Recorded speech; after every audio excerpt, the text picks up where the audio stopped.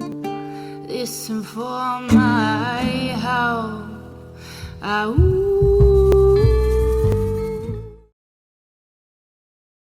Hi, I'm Nicole. And I'm Misha. And we're Ritual Común. We are talking about generational wounds and ancestral trauma and ancestral OMG. Ancestral trauma. Nope. Ancestral karma. Got it. And last time we talked about the inner child wounds that can come up. And I think whenever we talk about attachment and things that happen in our childhood, parents end up getting the short end of the stick. It's like, you screwed me up. And I think today we really want to be able to address being aware that sometimes a lot of these wounds that we experience as children don't come out of nowhere. Like our parents didn't just spring out of the ground from nowhere, right? Like they have a story. And a lot of the times we are not really aware of our parents' story. Like we'll know like anecdotes or we'll know some things. And I think it's really important to address that, not just our parents' lives, but what happened to our before grandparents, that. to their parents. So the generational wounds are something that we see trickling down from little behavioral like annoyances to things like really intense violent actions that our parents do, and even patterns that they follow in their own relationships and their own everything that they do, considering love, just their bonding and their intimacy, whether that's romantic or not, all the way into even their daily habits. So that generational wounding can really make an impact on your family. And just where they came from, where your family came from, because maybe your family has been here in the US or wherever you might be for generations, but their journey of getting to where they are there might have had a lot of bumps. I mean, of course it did. Our lives have bumps, right? So that in itself starts to create a certain schema, a certain way of looking at the world. And those messages get passed down and things might change. And our parents probably were the revolutionaries of their families, right? And then we come here and we're like, no, we can break out more. And that's the beauty of it, is that even wherever you are, you can make a change. But being aware that your whole lineage also had to make changes, and they might not seem big to us, but to them and maybe in their time period and what was going on around in their family and the society, it might have been really big. And it's really important to honor that and also recognize it within yourself, so that you can begin to heal that and begin to change. So in terms of karma links and karma lineage links, what we can see oftentimes is that when we have some type of family wound, so paternal or maternal, so paternal meaning all of the males from your father's father, and the maternal being your mother's mother. And in those aspects, you can really see where your flow, or if you're able to tap into these energies, and most of us do, even subconsciously, we tap into our feminine energy when we're very creative, when we have like an idea that we really want to put out, and we tap into our male energy or masculine energy when we are interested in sort of being more analytical or direct or more focused with something. We have both of these energies always interflowing with us. And if you find that there's some aspects of yourself that you struggle with the masculine and the feminine energy, you can really look at your family lines and see, has it been broken? The person that had come to me was struggling so deeply with choosing a good partner. And it's really interesting because her mother had chosen a different partner originally, but then divorced from that partner and then got with a similar partner like her father and her grandfather before her. Similar patterns. But the first husband wasn't that way. And so the girl that came to me actually had this really, really sort of separated view of things, because she said, well, I know it doesn't have to be that way, but it's been like that. And it's ever since my stepdad came into my life, it had been like that ever since. But also my grandfather was that way. Apparently my great grandfather was that way, and etc. It just keeps on happening. And I know that I'm the one that needs to break it. So if you look at your family's generation and even the karmatic traits that come from that kind of heavy energy that you need to start to sever so that you can make your life more healthy, you can really see how this generational. And a really great tool to do this is to have a genogram or like a family tree. You might have known the term as family tree. But instead of the family trees that we do in elementary school, and it's like, that's my grandma, that's my uncle, you want to have as much information as you can. And it's a really healing experience because you will probably have to go and talk to an elder or somebody else in your family that has more information to kind of work on it.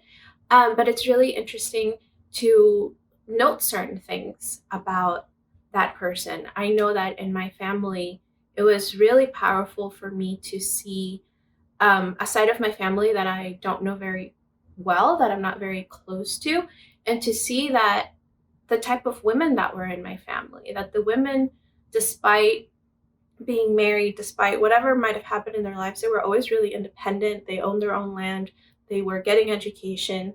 And this is something that my family holds really strongly.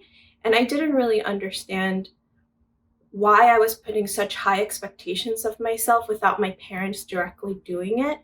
But once I understood that from both sides of my family, there was this expectation to like have all this education and all of this, it became more clear to me. And even messages that you receive that maybe you don't see it as outwardly something that can create a pattern within you, when you start to look at it and identify different pieces, you can be like, oh, okay, like this is where it's coming from. Yeah, this is why I'm the way I am. Makes sense.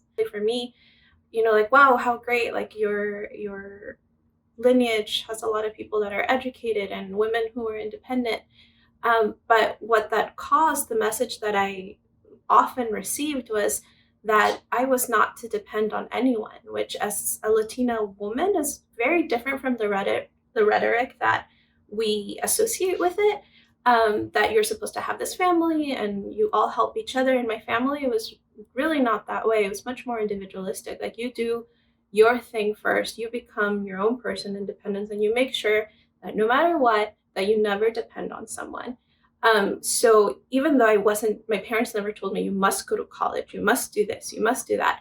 That message of being independent and being able to stand on my own almost became my own downfall because the way that I relate to partners is like, it's so great that you're around, but I don't need you. Right. That message to someone can be really hurtful. Right. And in that other way, in my aspect, it was my family never really depended on community because they kept on migrating. And so even the small amounts of community that they would surround themselves, they would eventually leave. And so, yes, we have very close bonds to our family, but not really to the community around us. And sometimes when you have such close bonds to your family and the behaviors are dysfunctional, you need to break that away and find community so that you can have healthier patterns.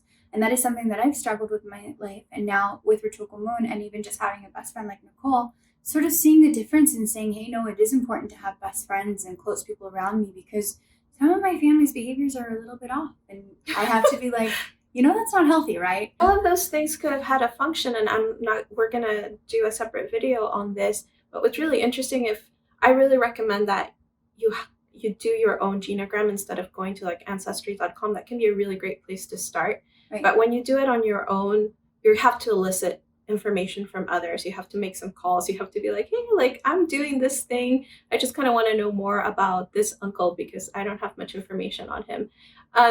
And also asking what was going on around that time period. My family has gone through a lot of wars and a lot of civil wars and revolutionary wars, right? And that not only explained a lot of messages that I got at home, but also explained that idea of like, you can't always count on what's there. You can only really be sure of what's going to go on with you because their lives went through so many turmoils that they couldn't really rely on neighbors or even their family because they might have been on opposite sides. Right.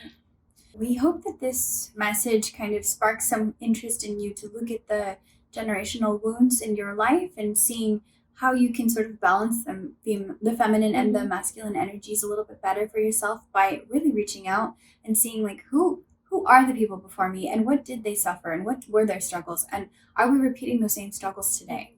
And also what were their strengths and what can I see from my past generations that I'm still carrying within me despite all the awful things that went on. What are some strengths that I can really hone in on and grow. That really does make you and gives you a sense of self, but not just for yourself, but like, this is not only who I am, but this is what I've come from. Yeah. So we hope you liked this video. Give it a big thumbs up if you did. If you did not, then just float away. Please do comment in the comment box below if you have a story or some kind of suggestion about the genealogy tree. If you have anything that you'd like to share, please do share it with us below. Okay, bye. Bye. If you like what you hear and you want to keep the conversation going, listen to our podcast, Ritual Común Contigo. Also, check out our Instagram where we have affirmation, oracle cards, and give a special message just for you. Make sure to check out our website, ritualcomún.com. Inhala, Exhala. Inhala. Exhala.